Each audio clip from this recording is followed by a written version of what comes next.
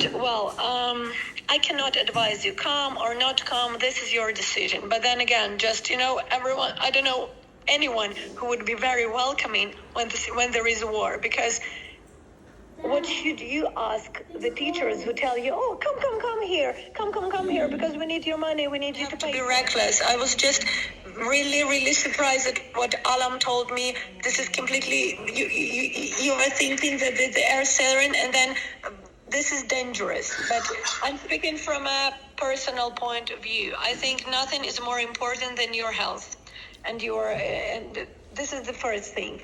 But then again, I understand that you are doctors and you don't want to lose your diploma. So that's why some solutions needs to be made. If this is true, what Kumar said about Georgia and Kyrgyzstan responsibility, not me, not rector, not president. You have to understand that the war is going in this country and no one knows what will happen tomorrow. This is the problem.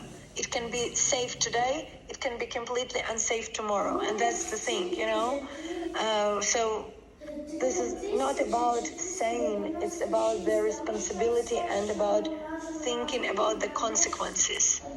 You have to have a plan A and a plan B. What are you doing if something happens? Do you have a shelter?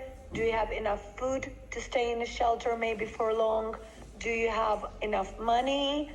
Do you have a chance to stay here for a long time if that is the situation and you can't go home? These are the things that you need to ask yourself before coming.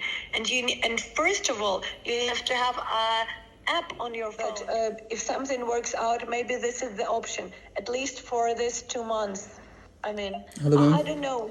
It's not for me to decide. Yeah, please. ma'am, can you please tell us that Ukraine is safe to come or to live for this time? No, I cannot say that, and I think no one can say this because a country at war cannot be safe, But at the same time, you know that Ivano-Frankivsk is in the back.